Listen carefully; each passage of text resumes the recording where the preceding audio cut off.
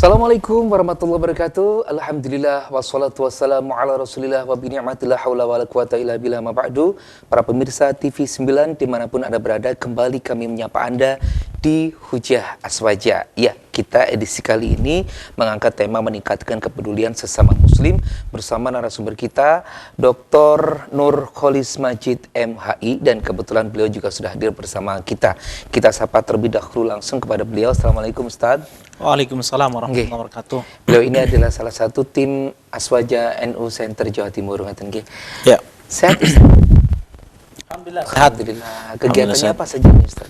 Ya, seperti biasa mengajar, kemudian ya mengisi pengajian, dan saya kira seperti biasalah kita melayani umat ya melalui jalur organisasi, melalui jalur perguruan tinggi, melalui jalur ya sosial keagamaan, kegiatan sosial keagamaan dan sebagainya. Baik. Saya kira seperti biasalah di mana. Agenda khusus ada nggak Ustaz? Nggak ada ya? Hari ini Sama tidak aja. ada. Ya sama seperti sebelum-sebelumnya masih bersifat rutinitas.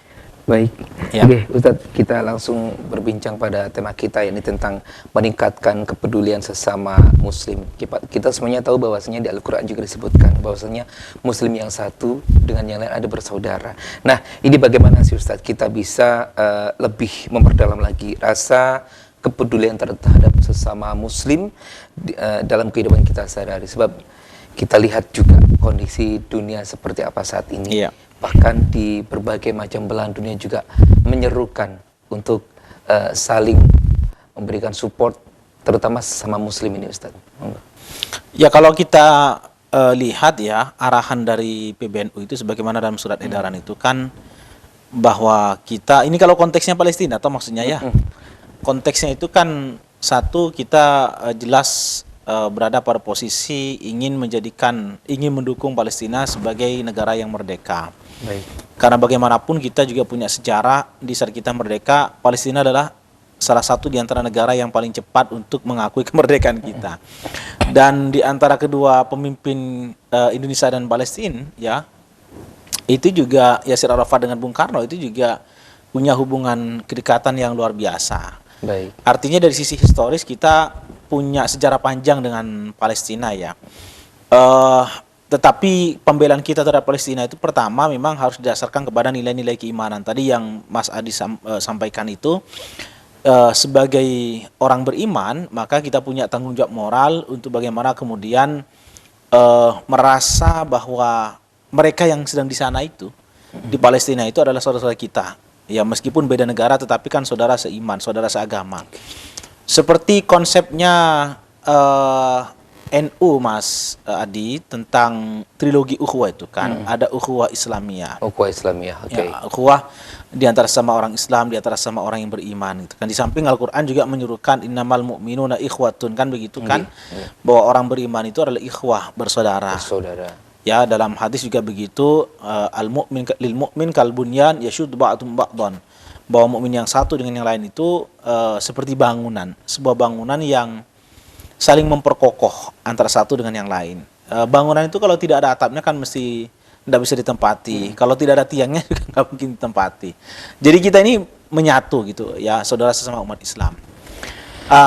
Arahan kalau kita lihat juga arahan dari PBN itu kan bagaimana kita disuruhkan untuk selalu membaca qunut nazilah, mendoakan mereka yang sedang ya berada dalam kondisi kesulitan, serba kesulitan. Betul. Kalau kita lihat Mas Adi kan korbannya sudah 9.000 lebih per kemarin itu saya baca ya. Per hari kemarin hari Ahad. Ya, hari Ahad ya. Itu sudah 9.000 lebih. Mungkin sekarang bisa mencapai, mungkin ya. Saya tidak update hari ini, tetapi yang jelas korbannya sudah banyak, dan yang menjadi korban itu adalah masyarakat sipil. Itu yang kita sesalkan, bahwa kebiadaban Israel itu luar biasa karena menyasar orang-orang yang tidak bersalah sesungguhnya. Rumah sakit kita itu juga sama. Ya, dalam tanda kutip menjadi salah satu sasaran kira-kira begitu, dan sekarang ini sedang mengalami kesulitan pasokan listrik juga kan. Bagaimana mau beroperasi sempurna rumah sakit kalau pasokan listriknya aja tidak tersedia dengan baik. Pasokan air juga begitu dan sebagainya dan sebagainya. Ini menunjukkan rasa empati kita itu sedang diuji dengan peristiwa ini. Di mana empati kita? Makanya kemudian ada orang mengekspresikan pembelaannya itu dengan cara ucapan, dengan cara mendoakan, ya kan, dengan cara memberikan bantuan dan sebagainya. Oke. Monggo-monggo saja. Itu bagian daripada bukti kesempurnaan iman kita. Alladzina yanduruna al-umma bi'ainir rahmah itu Mas Adi. Melihat orang lain itu dengan mata kasih sayang. Kita hadirkan perasaan kita seakan-akan kita sedang berada di Palestina. Ya apa perasaan kita kalau kita seakan-akan ada di sana? Ngenes kan? Ngenes, kehilangan orang tua, kehilangan saudara, kehilangan famili dan sebagainya. Itu luar biasa. Mereka betul-betul berada dalam tekanan ya. Kehilangan keluarga, kehilangan tempat tinggal, dibombardir kan? Dan sebagainya dan sebagainya. Itu luar biasa. Dan menurut pengamat kan kalau cuma dalam kurun waktu 100 tahun tidak akan pulih itu. Tidak akan pulih. Itu Mas Adi. Insya Allah kalau kita membahas tentang yang itu tadi Ustadz, Masya Allah saya sudah terbayang seperti apa di sana. Baik Ustadz, selain kita dari coba tidak membicarakan terlebih dahulu tentang yang lebih jauh tentang yang sudah terjadi itu secara global saja Ustadz, ini bagaimana sih sebetulnya kita bisa lebih memperdalam rasa kepedulian kita kepada sesama muslim dalam kehidupan kita sehari-hari ini yang ada di sekitar kita nih Ustadz. Ya, saya kira seperti yang tercermin dalam hadis Nabi itu kan, Allahumma ahyini miskinan wa amitni miskinan wahsyurni fi zumratil masakin. Ya Allah, jadi hidupkan aku dalam keadaan miskin, matikan aku juga dalam keadaan miskin, kumpulkan aku kelak bersama dengan orang-orang miskin. Kalau kita membaca dalam kitab Al-Bidayah wan Nihayah misalnya itu kan, itu ada pendapat miskin di situ bukan miskin harta. Oke. Laisal muradu bil miskin huna qillatal mal. Ya. Bahwa yang dimaksud miskin di sini adalah qillatal mal, sedikit harta. Wa innamal muradu at-tawadu wal ikhbat. Yang dimaksud adalah tawadu. Jadi ada juga yang memaknai hadis itu miskin itu artinya rasa empati. Makna yang tersirat adalah jadikan aku ini orang yang selalu berempati. Dan itu adalah ciri-ciri orang yang beriman Mas Hadi. Bagaimana memandang orang lain tadi itu? Baik, salah satu ciri orang-orang yang beriman adalah berempati tadi. Berempati, merasakan, menghadirkan apa yang dirasakan oleh orang lain itu seakan-akan hadir pada diri kita begitu. Itu yang dimaksud kecerdasan emosional itu di situ. Ya, terus Ustadz, apakah terdapat juga prinsip atau nilai-nilai Islami tertentu yang dapat memandu kita ke dalam menunjukkan kepedulian terhadap sesama Muslim ini, Ustadz? Kalau hal semacam itu. Ya, di hadis yang lain itu juga ada bagaimana upaya kita membangun kecerdasan emosional itu kan, meningkatkan kepedulian dan sebagainya itu. Nabi mengajarkan imsah ra'sal yatim yalin kolbuk. Kamu sering mengusap kepalanya anak yatim, yalin kolbuk, hatimu akan lembut. Berarti kan menunjukkan bahwa kebersamaan kita dengan mereka itu akan sedikit banyak menanamkan rasa empati kepada mereka. Kepada mereka nanti. Kepada mereka. Orang yang tidak pernah merasa dalam tanda kutip melas, itu biasanya melihat orang lain melas itu nggak begitu tersentuh. Artinya bagaimana itu Ustaz? Jadi kalau kita dari kecil itu memang sudah tidak pernah dihadapkan kepada situasi sulit Mas Hadi.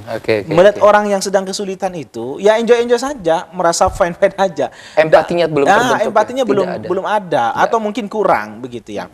Tapi kalau kita itu memang mulai kecil itu dihadapkan kepada situasi yang seperti itu, apalagi kita lahir menjadi pelaku misalnya, lahir dari keluarga yang seperti itu. Melihat orang seperti itu kadang-kadang kita menangis. Iya kan? Melihat anak jalanan misalnya tidak terarah hidupnya itu. Kadang-kadang kita, ya Allah gitu, menangis kita. Tapi kalau kita tidak pernah menghadapi situasi yang seperti itu, ya fan-fan aja yang tadi saya bilang itu. Mau melas, mau happy, terserah lah, kira-kira begitu Mas Hadi. No comment lah. No comment gitu. Nah, yang semacam itu tuh bagaimana Ustaz cara menyelesaikan bila kita bertemu dengan orang yang semacam itu Ustaz? Maksudnya cara menunjukkan rasa empati kita. Ya paling tidak itu tersentuh lah dalam hati kita, itu paling kecil lah. Hal yang paling kecil yang bisa kita lakukan itu kita merasa tersentuh. Sekalipun mungkin kita tidak bisa memberikan bantuan secara konkret. Baik, Ustadz, tentang yang tadi sudah kita bincangkan nih Ustadz tentang judul kita tadi. Nah, apakah terdapat prinsip tadi sudah saya tanyakan juga bagaimana cara kita berkontribusi Ustadz ini dalam meningkatkan kesejahteraan dan kebahagiaan sesama muslim di sekitar kita tadi Ustadz. Mungkin bisa ditambah lagi nih. Ya, biasakan kita hidup itu merasakan apa yang dirasakan oleh orang lain. Eh, Mungkin Mas Hadi, kita tidak akan pernah merasakan apa yang dirasakan oleh saudara kita yang sedang lapar kalau kita tidak akan pernah puasa. Maka sebetulnya nilai puasa itu, manfaat puasa itu adalah melatih rasa empati kita, agar kita bisa merasakan apa yang dirasakan oleh saudara kita yang juga sedang kelaparan. Iya kan? Kita punya uang, kita punya harta untuk membeli makanan semewah-mewahnya. Tapi pada saat bulan Ramadan kan kita dilarang. Pada saat kita puasa kan kita dilarang. Nah, itu sebetulnya Allah mengajarkan kita supaya kita ini punya empati. Bagaimana saudara kita yang memang tidak bisa makan, tidak punya uang untuk beli makanan itu, beli beras tidak ada, beli kebutuhan-kebutuhan pokok tidak ada. Bagaimana perasaan mereka? Itu sebetulnya kita ini supaya merasa bahwa jadi orang miskin, jadi orang melarat itu kayak gini. Kira-kira begitu Mas Hadi. Makanya Allah ajarkan di dalam berbagai ajarannya itu supaya kita itu punya kepedulian. Zakat, iya kan, sedekah itu sebetulnya ibadah-ibadah yang tidak hanya sekedar hablum minallah, tetapi memiliki dimensi sosial yang cukup tinggi, Mas Hadi ya. Nah, untuk kita bagaimana memupuk rasa kepedulian itu, memotivasi dalam diri kita ya. Betul. Ya, tadi itu sering-sering kumpul dengan orang-orang yang berada di dalam tanda kutip yang sedang berada kesulitan itu. Jadi dengan berkumpul itu kita bisa mengetahui keluh kesah mereka. Tapi Ustadz, ngapunten, meskipun kadang-kadang kita berjumpa atau bisa berkumpul dengan orang-orang yang tanda kutip tadi seperti itu, tapi kalau dari diri kita sudah tidak tertanam sejak dini untuk bisa berempati kepada yang, bagaimana itu Ustadz? Kan juga tidak merasakan juga kadang-kadang. Iya, menanamkan rasa empati itu tidak secara spontanitas Mas Hadi. Itu butuh proses yang panjang. Makanya juga, Al-Imam Al-Ghazali dalam kitabnya itu Ihya Ulumuddin itu mengatakan ada 3 qalbun ya. Ada qalbun salim, ini paling bagus. Qalbun salim ya. Yauma la yanfa'u malu wa la banun illa man atallaha biqalbin salim. Ya, qalbun salim. Hati yang bersih, hati yang suci, hati yang tulus begitu. Tapi ada qalbun marid. Qalbun marid ini hati yang sakit. Sakit itu bisa jadi sekarang suka ibadah, rajin ibadah, besok maksiat lagi. Itu hati sedang sakit tuh. Ada qalbun qasi. Lah ini qalbun qasi ini, hati yang sudah keras ini, itu susah untuk dinasihati. Bahkan kadang-kadang ketika menasihati yang menasihati yang salah.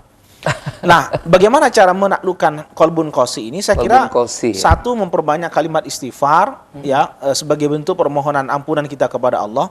Yang kedua, hindari juga makanan-makanan yang dalam tanda kutip tidak jelas kehalalannya.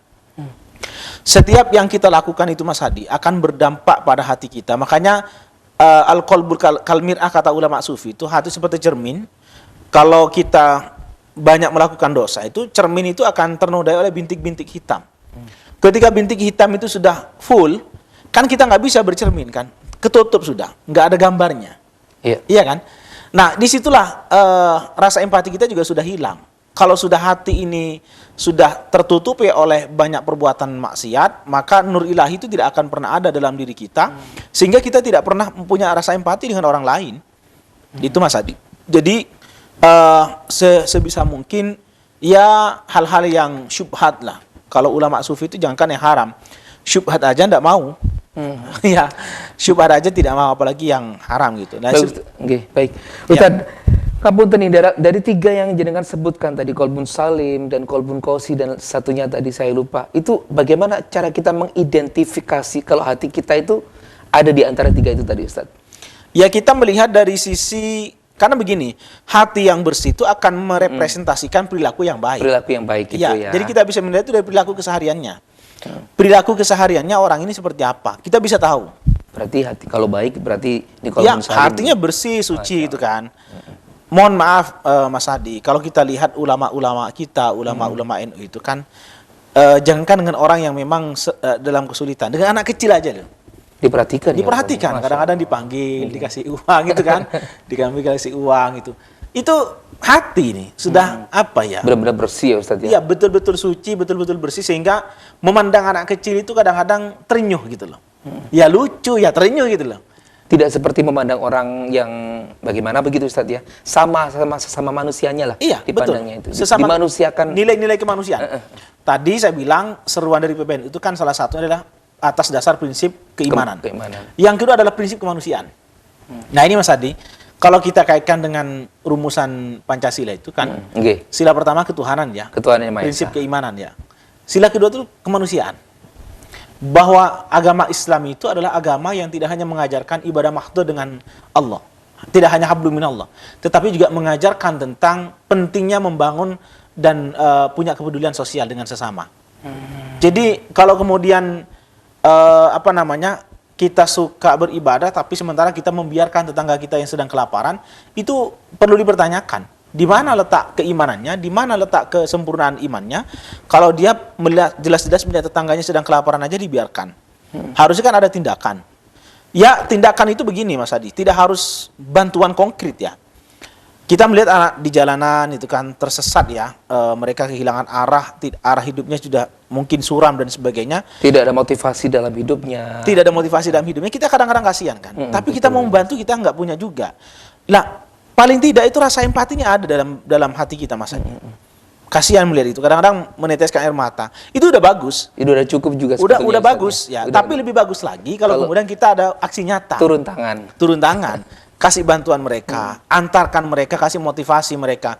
Sekalipun tidak dalam wujud uang, tapi barangkali mungkin dalam bentuk perilaku atau arahan. Iya kan? Dan itu banyak Mas Adi yang dilakukan oleh komunitas-komunitas kecil itu. Bagaimana anak jalanan kemudian diantarkan, disekolahkan, ya kan? Semua biayanya ditanggung dan sebagainya. Tapi memang kadang-kadang Mas Adi problemnya itu kan anak kita ini sudah mulai kecil mungkin kehilangan arah dan sudah terlalu lama hidup dalam keadaan seperti itu. Sehingga untuk mengantarkan mereka ke arah yang lebih baik itu kadang-kadang susah juga. Itu udah masuk kolbun kosi nggak sih Ustadz? Kalau anak kecil saya kira masih belum ya. Belum ya? Ya, anak kecil itu masih belum karena memang hatinya masih belum masih belum ternodai. Tapi kalau kemudian itu anak kecil ya ini ya, usia-usia SD ya. Belum balik lah. Ya SD kelas 1, kelas 2. Itu kan banyak itu kalau saya lihat di jalanan itu kan malam-malam itu mau kemana gitu kan, besoknya sekolah apa tidak. Kadang-kadang saya memikirkan begitu. Nah, yang terbesit di dalam hati kita itu kan orang tuanya juga kemana. Jangan-jangan mereka juga orang tuanya juga tidak ngereken. Atau mungkin orang tuanya juga broken home. Nah, ini banyak sangkut pautnya Mas Adi ya, tentang kepedulian sosial ini. Banyak hal lah yang harus kita lakukan. Makanya yang paling benteng yang paling kokoh itu adalah keluarga. Kalau keluarga ini kuat, insya Allah anak kita juga selamat. Tapi kalau keluarga ini kemudian tidak kokoh, broken misalnya, maka ini akan berpotensi menciptakan generasi yang tidak terarah hidupnya. Kenapa kemudian Abdul Ghadul halal indallahi at-talaq gitu kan? Bahwa cerai itu boleh tapi Allah tidak suka. Abghad. Allah sangat tidak suka dengan itu. Itu karena memang efek atau impact daripada perceraian itu akan menyangkut soal masa depan anak. Dan itu juga akan menjadi penyakit sosial. Penyakit sosial masyarakat kan? Menjadi pekat.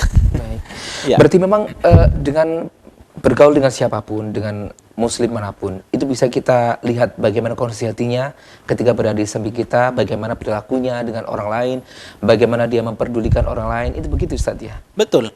Jadi tercermin dalam perilaku keseharian. Orang ini termasuk kolbun kosi, atau kolbun salim, atau kolbun marid, itu kita lihat perilaku kesehariannya. Yang kolbun marid ini bukannya susah juga untuk diobati Ustadz ya? Sama semuanya ya? Kolbun marid itu sebetulnya hampir sama dengan kolbun kosi, tapi dia masih ada upaya untuk memperbaiki diri. Ya, tapi kadang bahasanya orang Jawa itu apa? Sore ya. Ya, isuk baik, sorenya lain. Baik, gitu kan. Ustadz. Ya, tadi juga sudah dibahas banyak sekali Ustadz tentang kepedulian bersama muslim ini, dimulai dari yang jenengan sampaikan tadi. Nah, sekarang Ustadz, bagaimana cara kita mendidik generasi muda tentang pentingnya kepedulian dan solidaritas terhadap sesama muslim, Ustadz?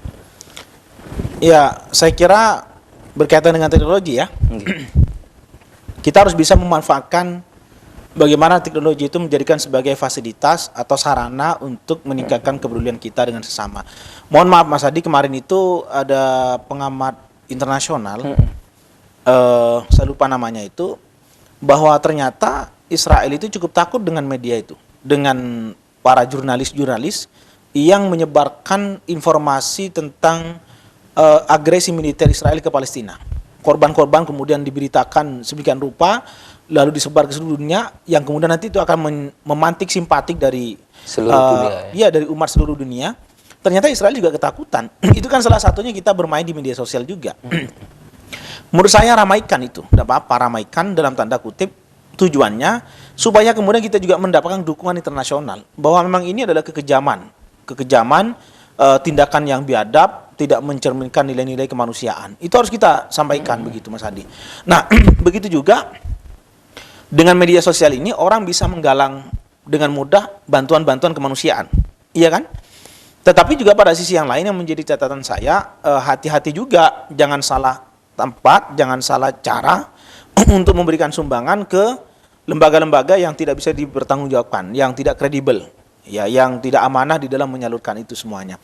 Ini kan sekarang zamannya zaman media, memang informasi itu kan simpang siur. Kira-kira ini kredibel apa tidak, lembaga ini amanah apa tidak, dan sebagainya. Kan banyak sekali itu pilihan-pilihan di media sosial. Sekarang ini memang banyak sekali membuka donasi-donasi yang semacam itu. Dan beberapa waktu lalu juga, dulu Ustaz ya, pernah juga terlihat atau sempat tersebar juga bahwasanya ada juga yang bertindak tidak bertanggung jawab untuk menggalang dana yang semacam ini. Nah, itu yang saya sampaikan, efek dari media sosial juga kan. Orang kemudian ada informasi ini, karena memang sekarang ini kan orang terbawa suasana itu, Mas Hadi. Suasana kemanusiaan, merasa merasa memiliki kepedulian sosial. Ya, sehingga kemudian disentuh dengan hal begitu itu, ada orang menginformasikan ada bantuan kemanusiaan dan sebagainya, itu kadang mudah terpancing. Dan ini yang menurut saya harus diantisipasi juga. Dalam hal ini ya pemerintah yang harus bisa menyetop itu semuanya. Jadi pelanggaran-pelanggaran yang atau bantuan-bantuan yang tidak tersalurkan dengan baik atau lembaga-lembaga yang kurang kredibel itu, saya kira perlu dilakukan penindakan juga gitu kan. Ini orang sedang suasana kebatinnya terbawa pada situasi di Palestina. Orang membantu, ingin bantuan itu juga sampai ke Palestina, ternyata diselewengkan. Ini kan pelanggaran berat gitu kan. Kalau dari Asnuter sendiri Ustadz, dari teman-teman PBNU, apakah ada jalur khusus untuk memberikan donasi kepada, ya seperti mungkin ke Palestina atau sebagainya? Sampai hari ini saya belum dapat informasi ya dari Asnuternya ya, dari Asnuternya. Tetapi kita menginduk kepada arahan dari PBNU itu tadi, ya mendoakan, membaca Qur'an nazilah, melakukan sholat ghaib, sholat jenazah ghaib itu tadi, dan sebagainya. Itu yang kita lakukan, Mas Adi, ya, di berbagai masjid. Saya pun juga melakukan itu di masjid di dekat rumah saya itu. Setiap subuh biasanya kita bacakan Qur'an nazilah juga. Ustaz, apa saran panjenengan untuk membangun rasa empati dan pengertian yang lebih dalam terhadap perjuangan dan kebutuhan sesama muslim nih Ustaz? Ya, kita perlu hadir di alam mereka ya. Hadir di alam mereka itu maksudnya kita perlu tahu situasi realnya di mana sih gitu. Ya. Kalau cuma lihat di media ya mungkin memang bisa, tetapi kan tidak real. Makanya kemudian perlu kita ini ya dulu ya sebelum terjadi perang, perlu kita hadir ke Palestina itu melihat saudara-saudara kita di sana itu seperti apa kehidupannya, bagaimana pendidikannya, bagaimana kehidupan ekonominya dan sebagainya. Itu semua harus dihadirkan dalam kehidupan kita sehingga itu bisa memupuk rasa simpatik dan empati kepada orang lain. Itu Mas Adi. Baik, ya semacam itulah memang. Kalau masalah kepedulian sesama muslim ini sebetulnya juga dari dalam diri kita juga Ustadz ya, dari pengajaran guru-guru kita, bagaimana kita memperlakukan saudara kita dan sebagainya. Nah Ustadz, apakah terdapat juga adab atau nilai-nilai Islami tertentu yang dapat dipegang teguh nih untuk memperkuat kepedulian terhadap sesama muslim Ustadz? Ya, ukhuwah tadi itu, nilai kebersamaan, nilai persaudaraan itu yang menurut saya harus dipegang teguh untuk menciptakan kepedulian sosial itu. Kalau kita tidak pernah merasa bersaudara dengan Palestina, gimana punya rasa simpati dengan mereka? Iya kan? Maka nilai-nilai ukhuwah ini harus kita tanamkan, dan nilai-nilai kebersamaan juga harus kita tanamkan gitu. Dan ini juga menjadi pelajaran bagi kita Mas Adi, bahwa ini kan mohon maaf